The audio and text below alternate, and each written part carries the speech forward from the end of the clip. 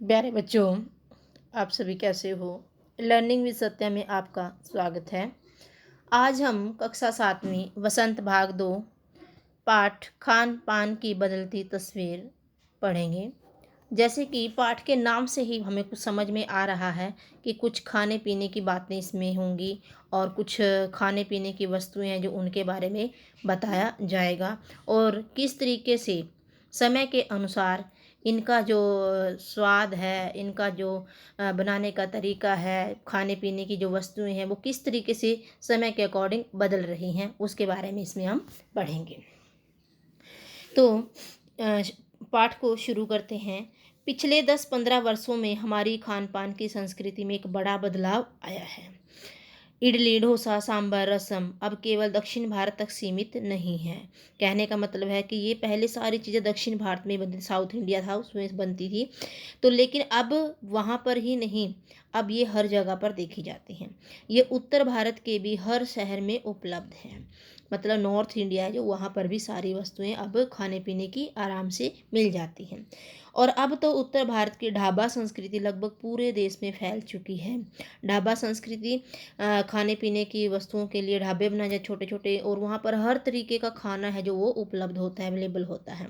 अब आप कहीं भी हो, उत्तर भारतीय रोटी दाल साग आपको मिल ही जाएंगे। आप फॉरेन में हो तो वहाँ भी आपको इंडियन फूड है जो मिल ही जाता है। नॉर्थ में हो वहाँ पर भी आपको ये रोटी दाल साग है नॉर्मल मिल जाएगा। अब ऐसा नहीं है कि जिस स्टेट में आप हो वो आपको वहीं का खाना पड़ेगा, ऐसा बिल्कुल भी नहीं है। आप कहीं भी जाइए और किसी भी स्टेट का आप खाना वहाँ पर आराम से खा सकते हैं, क्योंकि जो ढाबा संस्कृति है इसके कारण हर स्टेट का खाना हर जगह पर अवेलेबल है। फास्ट फूड है जो, फास्ट फूड मतलब तुरंत भोजन का चलन भी बड़े शहरों में खूब बढ़ा है। इस फास्ट फूड में बर्गर, नूडल्स जैसी कई चीज़ें शामिल हैं। एक ज़माने में कुछ ही लोगों तक सीमित चाइनीज नूडल्स अब संभवतः किसी के लिए अजनबी नहीं रहे हैं। ये जितने भी फास्ट फूड हैं, वैसे तो हम इधर उधर खाते भी हैं, अब तो हमको घर में भी बना सकते हैं आराम से। इतनी फैसिलिटी हो गई है क्योंकि अब हर जगह अवेलेबल है इनके लिए जो भी सामान होता है। 2 मिनट्स नूडल के पैकेट बंद रूप से कम बच्चे बूढ़े सभी परिचित हो चुके हैं। इसी तरह नमकीन के कई स्थानीय प्रकार अभी तक भले मौजूद हों, लेकिन आलू चिप्स के कई विज्ञापित रूप तेजी से घर घर में अपनी जगह बनाते जा रहे हैं। गुजराती ढोकला, गाठिया भी अब देश के कई हिस्सों में स्वाद लेकर खाए जाते हैं। जो गुजरात में बनता था ढोकला, वो अब आप किसी भी स्थान पर जाइए आराम से खा सकते हैं, खुद बना सकते हैं। अब ऐसा नहीं है कि आपको अगर ये सब खाना है तो उसी स्टेट में जाना होगा।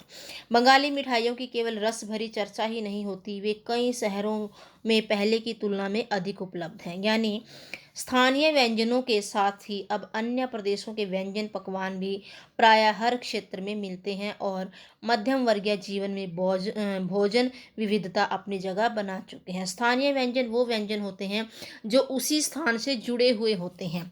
जैसे जो दाल बाटी चूरमा है वो राजस्थान से जुड़ा हुआ है, लेकिन अब ऐसा नहीं है कि आपको दाल बाटी चूरमा खाने के लिए सिर्फ राजस्थान में ही जाना पड़ेगा। अब इन व्यंजनों का आप स्वाद है जो हर क्षेत्र में ले सकते हैं, घर घर में बनाकर खा सकते हैं।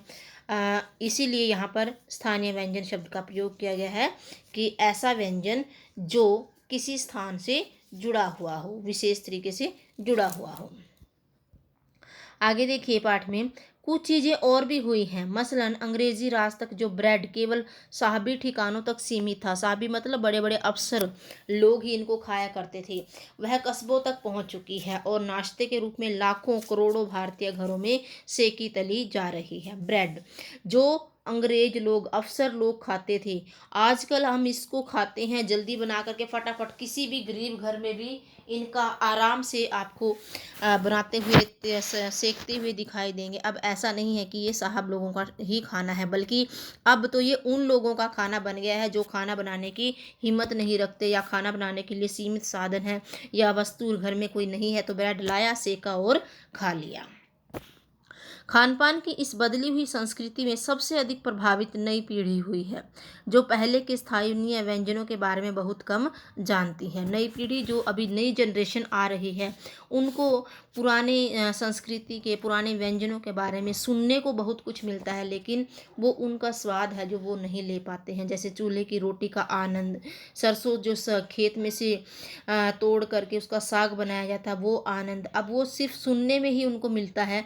खाने के लिए बहुत कम जो लोग हैं इसको खा पा रहे हैं, क्योंकि अब जो संस्कृति ऐसी बन गई है, सब कुछ हमें रेडी टू मिलता है। और सरसों का साग भी अब कई जगह पर देखते हैं हम, आपको ऐसा मिलता है जो स्वाद नहीं है, लेकिन फिर भी हम उसको खा रहे हैं।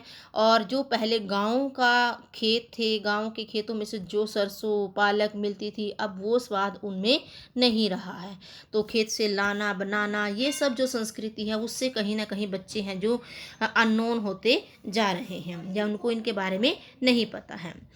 स्थानीय व्यंजन तो अब घटकर कुछ ही चीज़ों तक सीमित रह गए हैं। बम्बई की पाव भाजी, दिल्ली के छोले कुलचों की दुनिया पहले की तुलना में बड़ी जरूर है, पर अन्य स्थानीय व्यंजनों की दुनिया में छोटी हुई है। जानकारी ये भी बताते हैं कि मथुरा के पेड़े और आगरा का पेठा नमकीन में अब वो बात कहाँ रही है, क्योंकि अब जो किसी स्थान से जुड़ी हुई चीज़ में जो विशेषता पाई जाती थी ना, अब वैसी नहीं है। क्योंकि उन्हीं का नाम ले करके, उन्हीं का जो नाम है रख रख करके बहुत सारे ऐसे लोगों ने भी अपनी दुकानें चलानी शुरू कर दिया, जिनमें खाने पीने में वो स्वाद नहीं है, वो विशेषता नहीं है जो उनमें नेचुरल होती थी। इसके कारण उनका नाम तो ज़रूर मथुरा के पेड़े है, लेकिन उनका स्वाद है वो नहीं है। आगरा का पेठा आपको कहीं भी जाइए वहीं पर मिल जाएगा, लेकिन उसमें वो बात नहीं होती जो पहले होती थी। यानी जो चीज़ें बची भी हुई हैं, उनकी गुणवत्ता में, क्वालिटी में बड़ा फ़र्क पड़ा है। फिर मौसम और ऋतुओं के अनुसार फलों खाद्यान्नों से जो व्यंजन और पकवान बना करते थे, उन्हें बनाने की फुर्सत भी अब कितने लोगों को रह गई है। क्योंकि अब औरतें भी वर्किंग हो गई हैं, जिसके कारण उनके पास समय की बहुत कमी रहती है। इसलिए वो क्या करती हैं, बना बनाया प्रोडक्ट है वो लाने का प्रयास करती हैं, ताकि उनका समय है जो वो बच जाए। तो इन कारणों से भी इन वस्तुओं का स्वाद है जो वो कम होता जा रहा है। अब गृहिणियां या कामकाजी महिलाओं के लिए खरबूजे के बीज सुखाना, छीलना, फिर उनसे व्यंजन तैयार करना सचमुच ही दुस्साध्य है। पहले क्या होता था, गर्मियों में खरबूजे खाते थे लोग, सारे बीज को धो करके साफ कर करके रख लेते थे, फिर उनमें से बीज निकाला जाता था, फिर उनको मिठाइयों में डाला जाता था। लेकिन अब इतना समय किसी के पास नहीं है, अब तो बना बनाया सामान लेकर आने का प्रयास किया जाता है। यानी हम पाते हैं कि एक ओर तो स्थानीय व्यंजनों में कमी आई है, दूसरी ओर वे ही देसी विदेशी व्यंजन अपनाए जा रहे हैं, जिन्हें बनाने पकाने में सुविधा हो। जटिल प्रक्रियाओं वाली चीज़ें तो कभी कभार व्यंजन पुस्तिकाओं के आधार पर तैयार की जाती हैं। सही बात है ये, बिल्कुल ही। आप ये देखिए, बर्गर, पिज़्ज़ा, नूडल, चाइनीज, ये सब हम फटाफट बना लेते हैं, खा लेते हैं। लेकिन कुछ ऐसी चीज़ें हैं जो जिनमें थोड़ा समय भी लगता है और प्रोसेस भी थोड़ी मुश्किल है, उनको बनाने के लिए हमें सोचना पड़ता है बहुत, कि इस दिन बनाएंगे, इस दिन हमारे पास टाइम है। और वो भी जो ये पुस्तकें होती हैं खाना बनाने वाले, जिसमें मेथड देते हैं, उनके आधार पर उनको देख करके फिर बनाने की तैयारी की जाती है। अब शहरी जीवन में जो भागम भाग है, उसे देखते हुए यह स्थिति स्वाभाविक लगती है, क्योंकि हर कोई व्यक्ति है जो अपनी ज़िंदगी में इतना व्यस्त है, इतना बिजी है, जिसके कारण उनके पास समय की बहुत कमी है। और सही लगता है कि जब उनके पास समय की कमी है, तो फिर वो इन चीज़ों को बनाएं कैसे। तो उनको तो फिर यही लगता है कि हाँ, हम ये सही कर रहे हैं जो बनी बनाई चीज़ें ला रहे हैं। दूसरा कारण यहाँ पर फिर कमर तोड़ महंगाई ने भी लोगों की चीज़ों में कई चीज़ों से धीरे धीरे वंचित किया है। जो कमर तोड़ मतलब इतनी महंगाई है, जो उसके कारण भी धीरे धीरे लोग हैं जो उन चीज़ों से दूर होते जा रहे हैं, या उनको खाने की इच्छा ही नहीं होती है महंगाई के कारण। जिन व्यंजनों में मेवों के स्वाद नहीं होते, उन्हें बनाने पकाने के बारे में भला कौन 4 बार नहीं सोचेगा। अब ये देखिए, सर्दियों में हम गाजर पाक बनाते हैं, गाजर का हलवा बनाते हैं, तो उसमें हम बहुत सारे ड्राई फ्रूट डालते हैं। अगर ड्राई फ्रूट ना हो तो गाजर का हलवा है जो उसका वो स्वाद नहीं रहेगा जो होना चाहिए। तो लेकिन महंगाई इतनी है कि उसके अंदर ड्राई फ्रूट डालना सोच समझकर हमें फिर वो करना पड़ता है। खान पान की जो मिश्रित संस्कृति बनी है, मिक्सचर, उसके अपने सकारात्मक पक्ष भी हैं। सकारात्मक मतलब पॉजिटिव इफेक्ट भी हैं। गृहिणियों और कामकाजी महिलाओं को अब जल्दी तैयार हो जाने वाले विविध व्यंजनों की विधियां उपलब्ध हैं। नई पीढ़ी को देश विदेश के व्यंजनों को जानने का सुयोग मिला है, भले ही किन्हीं कारणों से और किन्हीं खास रूपों में, क्योंकि यह भी एक सच्चाई है कि विविध व्यंजन इन्हें निखालिस रूप में उपलब्ध नहीं है। मतलब कहने का यहाँ पर यह हुआ कि चाहे कुछ भी हो, जो ये मिक्सचर हो रहा है, मिली जुली संस्कृति है जो खाने की, इसके अपने पॉजिटिव इफ़ेक्ट भी हैं। जो कामकाजी महिलाएं हैं उनको खाना जल्दी बनाना आसान रहता है, या फिर वो जल्दी जल्दी बना करके अपना समय बचा सकती हैं, आराम कर सकती हैं। और दूसरी बात यहाँ पर नई पीढ़ी है जो आ रही है, उनको बाहर के लोग हैं जो देश विदेश हैं जो उनके खाने के बारे में, उनके व्यंजनों के बारे में जानने का अवसर भी प्राप्त हो रहा है। तो ये बहुत सारे पॉजिटिव इफ़ेक्ट भी हैं जो ये खान पान है जो बदल रहा है तस्वीर, उसके पॉजिटिव इफ़ेक्ट भी हैं। लेकिन हर चीज़ के दो पहलू होते हैं, पॉजिटिव और नेगेटिव। तो यहाँ पर पॉजिटिव देखें तो पॉजिटिव भी है बहुत सारे, और अगर नेगेटिव देखें तो इसमें यह है कि जो हमारी संस्कृति है खाने पीने की, या जो हमारे खान पान के व्यंजन हैं, वो उनसे हम धीरे धीरे दूर होते जा रहे हैं। जो वस्तुएं हम डेली यूज में घर में खाते थे, उन खाने पीने की वस्तुओं को हम किसी खास ओकेज़न पर बनाना ही पसंद करते हैं। आज़ादी के बाद उद्योग धंधों, नौकरियों, तबादलों का जो एक नया विस्तार हुआ है, उसके कारण भी खान पान की चीज़ें किसी एक प्रदेश से दूसरे प्रदेश में पहुंची हैं। बड़े शहरों के मध्यम वर्गीय स्कूलों में जब दोपहर के टिफ़िन के वक्त बच्चों के टिफ़िन डिब्बे खुलते हैं तो उनसे विभिन्न प्रदेशों के व्यंजनों की एक खुशबू उठती है। ये आज़ादी के बाद बहुत सारे उद्योग धंधे शुरू हो गए, कामकाज शुरू हो गए, नौकरियां में इधर से उधर ट्रांसफ़र शुरू हो रहे हैं। इसका एक पॉजिटिव इफेक्ट ये पड़ा कि एक स्टेट का आदमी दूसरे स्टेट में जा रहा है तो वो अपने खाने पीने के बारे में, अपने रहन सहन के बारे में उन लोगों को बता रहा है, उनके बारे में जान रहा है। इसका सबसे बड़ा उदाहरण हमारा केवी है।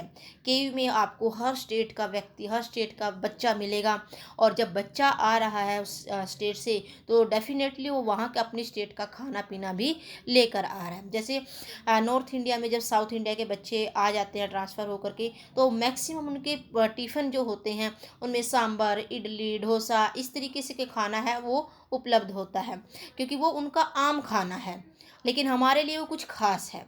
तो इस तरीके से एक संस्कृति दूसरी संस्कृति को जानती है, भले वो खाने पीने, पहनने, रहने सहने के बारे में जानते हैं, लेकिन कुछ न कुछ नया वो सीखते हैं। तो इससे क्या है, जब भी दोपहर में बच्चों के टिफ़िन खुलते हैं तो स्कूल एक है, पढ़ना लिखना उनका बिल्कुल एक जैसा है, लेकिन संस्कृति सबकी अलग अलग है। वो मिली जुली संस्कृति वहाँ पर डेवलप हो जाती है और बच्चों को नई नई चीज़ों के बारे में पता चलता है। हम खान पान से भी एक दूसरे को जानते हैं। इस दृष्टि से देखें तो खान पान की नई संस्कृति में हमें राष्ट्रीय एकता के लिए बीज भी मिल सकते हैं। बीज भली भांति तभी अंकुरित होंगे जब हम खान पान से जुड़ी हुई दूसरी चीज़ों की ओर भी ध्यान देंगे। दूसरी चीज़ें कौन सी हैं? मसलन हम उस बोली बानी, भाषा भूषा आदि को भी किसी न किसी रूप से ज़्यादा जानेंगे जो किसी खान पान विशेष से जुड़ी हुई है। सीधी सी बात यहाँ पर ये है, जब हम किसी व्यक्ति के खाने पीने के बारे में जानेंगे तो डेफिनेटली हम उसके कल्चर के बारे में, उनके कपड़ों के बारे में, उनके रिवाजों के बारे में कुछ न कुछ नया हम जानेंगे। इससे क्या होगा, हमारी जो राष्ट्रीय एकता है वो और अधिक मजबूत होगी और लोगों के अंदर एक दूसरे की वेशभूषा, भाषा, वाणी, इनका आदर और सम्मान अपने आप उनके मन में पैदा हो जाएगा। तो इससे खाने पीने की संस्कृति बदलने के साथ साथ राष्ट्रीय एकता भी मजबूत होगी। इसी के साथ ध्यान देने की बात यह है कि स्थानीय व्यंजनों का पुनरुद्धार भी जरूरी है। मतलब इनका दोबारा से इनका वो है जो बनाने घर में करना बहुत ज़रूरी है, क्योंकि अगर स्थानीय व्यंजन हमारी संस्कृति का से दूर होते गए तो इनके बारे में हम जान ही नहीं पाएंगे, नई जनरेशन इनके बारे में नहीं जान पाएगी, क्योंकि हर संस्कृति से कुछ न कुछ जुड़ा हुआ होता है। तो इनके बारे में नहीं जान पाएगी। अब एथनिक कहकर पुकारने का चलन बड़ा है। इन सब चीज़ों को, जो हमारी स्थानीय चीज़ें थी, उनको एथनिक कहते हैं। अब ऐसे स्थानीय व्यंजन केवल 5 सितारा होटलों के प्रचारार्थ नहीं छोड़ दिए जाने चाहिए। मतलब ऐसे व्यंजन जिनको हम घर में डेली यूज़ में खाते थे, अब उनको हम किसी होटलों पर, 5 सितारा होटलों पर, किसी अच्छे ढाबे पर खाने के लिए नहीं छोड़ सकते हैं। 5 सितारा होटल में वो कभी कभार मिलते रहे, पर घरों बाजारों से गायब हो जाएं तो यह एक दुर्भाग्य ही होगा, क्योंकि हमारी संस्कृति कहीं ना कहीं खाने से भी जुड़ी हुई है। और अगर इस तरीके से हम अपना रहन सहन रखेंगे, खान पान रखेंगे, तो हम अपने खाने पीने की जो संस्कृति है, हमारी संस्कृति से जो खाना पीना जुड़ा हुआ है, हमारे जो ट्रेडिशनल फूड हैं, उनसे हम कहीं ना कहीं दूर हो जाएंगे और ये हमारा दुर्भाग्य ही होगा। अच्छी तरह बनाई पकाई गई पूड़ियाँ, कचौड़ियाँ, जलेबियाँ भी अब बाज़ारों से गायब हो रही हैं, क्योंकि लोगों को प्रॉफिट की तरफ ज़्यादा ध्यान जा रहा है। किस तरीके से का तेल यूज करते हैं, किस तरीके का सामान यूज करते हैं, इससे बहुत कम लोग ही इस बारे में सोचते हैं। मैक्सिमम आदमी अपने प्रॉफिट के बारे में सोचते हैं। उनका प्रोडक्ट है, भले ही किसी को बीमार कर दे, भले ही किसी के लिए कुछ भी वो परेशानी खड़ी कर दे, लेकिन उनको अपने प्रॉफिट के बारे में सोचना होता है। ये भी एक बड़ी परेशानी वाली बात है, क्योंकि अब ये चीज़ें बिल्कुल भी सही नहीं मिलती हैं। आप ये देखिए, खाने पीने की वस्तुएं हम किसी विश्वसनीय, ट्रस्टेड उससे ख़रीदना पसंद करते हैं, क्योंकि कहीं ना कहीं इन खाने पीने का सामान है जो कहीं ना कहीं हमारे साथ ये कुछ ना कुछ गड़बड़ कर देता है। खाने के बाद हमें बीमारी हो जाती है, कुछ भी हो सकता है। तो ये ऐसी अब अच्छी चीज़ें हैं जो बाज़ारों से गायब हो रही हैं। मौसमी सब्जियों से भरे हुए समोसे भी अब कहाँ मिलते हैं। सही बात है, बिल्कुल। जो सब्जियां सीजनल वेजिटेबल होती थी, पहले वो समोसों में डाली जाती थी। आलू ऐसे नहीं था कि हर बार आलू आलू आलू ही डालो। सीजनल वेजिटेबल थी जो, वो उनसे समोसे बनाए जाते थे। उनसे क्या होता था, एक तो हमें सब्जियों का बेनिफिट मिल जाता था, दूसरा हमें समोसे का आनंद भी मिल जाता था। लेकिन अब ऐसा बिल्कुल भी नहीं है। उत्तर भारत में उपलब्ध व्यंजनों की भी दुर्गति हो रही है। हाँ, बिल्कुल दुर्गति हो रही है, मतलब बुरी हालत हो रही है। अब उत्तर भारत में भी, नॉर्थ इंडिया में भी इस तरीके से व्यंजन है जो नहीं मिल रहे हैं। अचरज नहीं है कि पहले उत्तर भारत में जो चीज़ें गली मोहल्लों की दुकानों में आम हुआ करती थी, उन्हें अब खास दुकानों में तलाशा जाता है। आप ये देखिए, सरसों का साग, कढ़ी चावल, ये सब हम घर में कभी भी बना सकते थे, लेकिन आप देखिए, होटलों में जाकर देखिए, स्पेशल लिखा होता है कढ़ी चावल, सरसों का साग भी मिलता है यहाँ पर, कढ़ी चावल भी मिलते हैं यहाँ पर। मतलब जो आम चीज़ें थी, अब हम उनको खास चीज़ों के में ढूंढ रहे हैं। यह भी एक कड़वा सच है कि स्थानीय व्यंजनों को हमने तथाकथित आधुनिकता के चलते छोड़ दिया है। वास्तव में ये सही बात है। मॉडर्न होने के चक्कर में हमने अपनी इन चीज़ों को हम पीछे छोड़ते जा रहे हैं। पश्चिम की नकल में बहुत सी ऐसी चीज़ें अपना ली हैं जो स्वाद, स्वास्थ्य और सरसता के मामले हमारे बहुत अनुकूल नहीं है। हम मॉडर्न होते जा रहे हैं। ऐसा लगता है कि अगर आप नूडल, मैगी, चाइन ये नहीं खा रहे हैं तो आप समय के साथ बदल नहीं रहे। ऐसा नहीं है। खाना पीना है जो, वो कहीं ना कहीं हमें सोच समझ कर खाना चाहिए, क्योंकि किसी कवि ने कहा है कि जैसा खाइए अन्न वैसा पाइए मन। तो अन्न पर हमारा मन है जो, वो डिपेंड रहता है। इसलिए अन्न है जो, या जो खाना पीना है, उसको हमें सोच समझ कर खाना है। हो यह भी रहा है कि खान पान की मिश्रित संस्कृति में हम कई बार चीज़ों का असली और अलग स्वाद नहीं ले पा रहे हैं। मिश्रित मतलब मिक्सचर, मिली जुली। अक्सर प्रीति भोजों में, पार्टियों में एक साथ ढेरों चीज़ें रख दी जाती हैं और उनका स्वाद है जो गड़मड़ होता रहता है, मतलब आपस में ही मिलजुल जाता है। आप शादी ब्याह में जाते हैं, देखते हैं कितनी सारी चीज़ें हैं जो वहाँ पर लगी हुई हैं। अब ये भी खाना है, वो भी खाना है, वो भी खाना है। इस चक्कर में हमारी जीभ है जो, वो स्वाद ही नहीं ले पाती है किस चीज़ का, क्योंकि अभी हमने ये खाया, फिर हमने वो खाया, तो हम इससे क्या है, सारा स्वाद है जो, वो आपस में ही मिलजुल जाता है। खान पान की मिश्रित या विविध संस्कृति हमें कुछ चीज़ें चुनने का अवसर देती है। उसका प्रायः लाभ नहीं उठा रहे। हम अक्सर एक ही प्लेट में कई तरह के और कई बार तो बिल्कुल विपरीत प्रकृति वाले व्यंजन परोस लेना चाहते हैं। विपरीत मतलब अपोजिट। कई बार देखिए हम क्या करते हैं, दही और मीठा भी ले लेते हैं, ठीक है। तो कहते हैं ना कि दूध वाली चीज़ों के साथ नमक वाली चीज़ें नहीं खानी चाहिए, लेकिन शादी ब्याह में इतना सारा सामान होता है, इतना सारा खाना पीना होता है, तो हम सब खा पी लेते हैं और जिसका कहीं ना कहीं हमारे शरीर पर विपरीत असर जरूर पड़ता है। इसलिए खान पान की जो मिश्रित संस्कृति, विविध संस्कृति बनी है और लग यही रहा है कि यही और अधिक विकसित होने वाली है, उसे तरह तरह से जांचते रहना जरूरी है। कहने का मतलब यह है कि जो खान पान की मिश्रित संस्कृति है, एक अलग संस्कृति बनती जा रही है और ये और अधिक डेवलप होगी आगे आगे। आप देख रहे हो जैसे जैसे विकसित होती जा रही है, तो इसकी हमें जांच करते रहना चाहिए। अपने जो हमारे ट्रेडिशनल फूड हैं उनसे भी जुड़े रहना चाहिए, और जो हमारे नए नए हम खाना पीना सीख रहे हैं या बनाना सीख रहे हैं उनसे भी जुड़े रहें, लेकिन अपनी संस्कृति से अवश्य जुड़े रहें। ऐसा ना हो कि हम पश्चिमी सभ्यता की बस वो दिखावा करते करते करते करते अपनी सभ्यता, अपनी संस्कृति, अपने आचार विचार से बहुत दूर चले जाएं। तो लेखक ने हमें यही समझाने का प्रयास किया है, सारी संस्कृति देखें लेकिन अपने जो संस्कृति है, अपना जो कल्चर है, उससे हम हमेशा जुड़े रहें, क्योंकि हम ही तो अपनी संस्कृति को आगे लेकर जाएंगे। अगर हम बिल्कुल बदल गए, अपनी संस्कृति से दूर हो गए, अपने कल्चर से, अपने कस्टम से बिल्कुल दूर हो गए, तो आने वाली जो पीढ़ी है हमारी, वो तो और भी दूर हो जाएगी।